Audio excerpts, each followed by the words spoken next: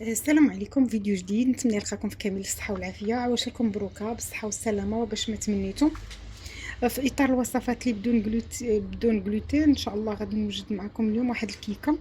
راني ديجا درت جوج بيضات عندي هنايا في الخلاط ديالي، وعندي زلافه ديال التمر. هاد التمر ما حلوش بزاف، داكشي علاش درت زلافه. درت فيها كاس ديال الماء سخون لان كان عندي شويه قاصح. دابا شوفوا راه رطاب صافي. غادي نزيدو على جوج بيضات. غندير زيت ديال حامضه، نسمو ممكن ديال الليمون، ممكن ديروا فاني الا عندكم فاني. ندير واحد القبيصه ديال الملح تاع ديال الذوق، وغندير واحد المعلقه ديال القرفه.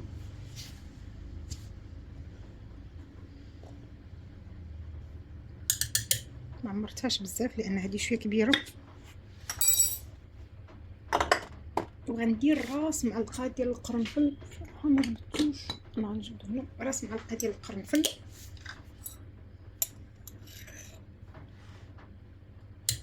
غندير الطحون. بالنسبه انا غنديرها بخيزو. هذه نقدروا نقولوا عليها كاك اللي هذا اللي كنا كنديرو زمان بخيزو والقرقاع. انا ما عنديش القرقاع، غوضتوه ان شاء الله غادي نعوضو باللوز، والطحين غادي نعوضو ان شاء الله بهذا. غندير الكوك، وإلا ما كفانيش غندير دقيق السورغو. بغيتها تكون سون غليتان. انا بغيت هذا يبقى باليه في الكاك، لهذا ما غاديش نطحنو، غادي نخليه ولا غنطحنو باش تعطيني داك اللون البرتقالي الزوين. انا عندي هنا كاس غنطحن كلشي في دقه. درت جوج جزرات، جوج خيزوات، وحكيتهم هنايا بالماء ديالهم. انا ما عصرتوش صافي. غادي نطحن هادشي مزيان مزيان، وغادي نكبوه في هذا في واحد البول، ونرجع لكم في تتمه الطريقه. هنا من بعد ما طحنت الخليط، شوفوا اللون اللي كيعطي خيزو زوين.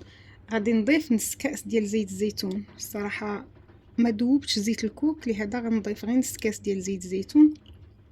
راه ما كيجيش باين، ما كيجيش مجهد. وغادي نطحن مزيان. بالنسبه لباقي المكونات اللي غنضيف ان شاء الله، هنا عندي اللوز مهرمش. انا ما عنديش القرقاع، نورمالمون هاد الكاكه كدار بخيزو والقرقاع. انا غادي ندير اللوز حتى هو كيجي زوين. اللوز راه محمر بقشورو ومهرمش. هنا عندي الكوك. انا غندير بزايد الكوك باش ما نضيفش كتير هذا السرو، نديرو كامل صراحه.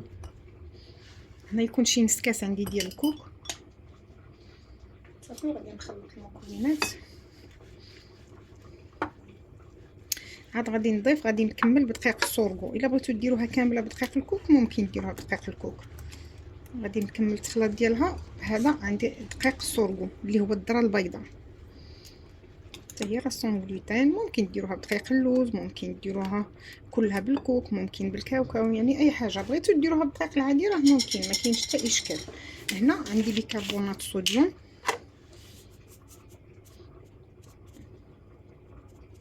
انا معلقه صغيره عمرتها لان ما غاديش ندير حتى خميره اخرى. ممكن ديروها بالخميره البلديه، صراحه ما عنديش ليها الوقت، لهذا غادي بغيت نطيبها. عندي بما اني درت زيت ديال سيترون، غادي نعصر شويه الحامض مع، كتشوفوا التفاعل صافي. وغنخلط. راه علين بدات كتجمع، يعني غادي نضيف كميه قليله ديال السورغو، ولا غادي نشوف الا شربت راه ما غاديش نزيدو كاع. نتوما كتشوفوا القوام. نضيف واحد المعلقه، كتجي رائعه بهذا اللوز والكوك. نضيف غير معلقه ديال دقيق السورغو.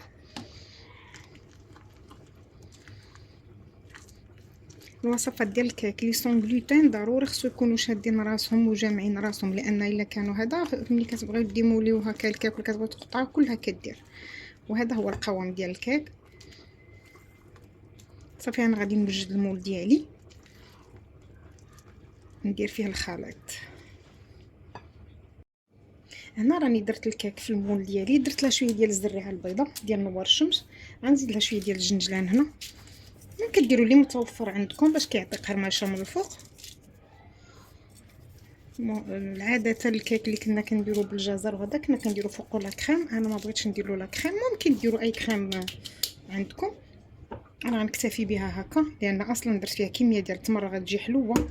صافي راني شعلت الفران على 180 درجه، غادي ندخلها من الفوق ومن التحت ديال الضو، ندخلها حتى تحمر ان شاء الله وطيب ونوريكم الشكل النهائي باذن الله. من بعد ما طابت الكيك عرفتو جات رطبه رطبه رطبه، منين حيدت لها الكاغيط غير بالزرع حيدتو غير من الجناب راه باقي من التحت لاني ما قدرت نجبد لان باقا سخونه، خصها حتى تبرد تماما عاد كتشد راسها. المهم كتعرفوا مع ظروف التصوير كنبغي باش نكمل هذا غنحاول نقطع معكم واحد الطريف واخا راه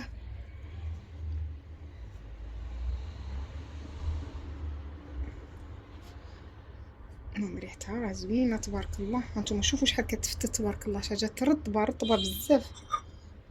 كاين راه اسفنجيه شوفوا ما شاء الله، وكتجي بحال اللي فازقه من الداخل لان فيها كميه ديال التمر، كتجي معلكه كتجي رطبه بزاف. نتوما كتشوفوا باقي الدخان فيها، خليوها حتى تبرد تماما باش ما تضيعوهاش. المهم انا رقطات غير بشويه وحاولت ما نضيعهاش.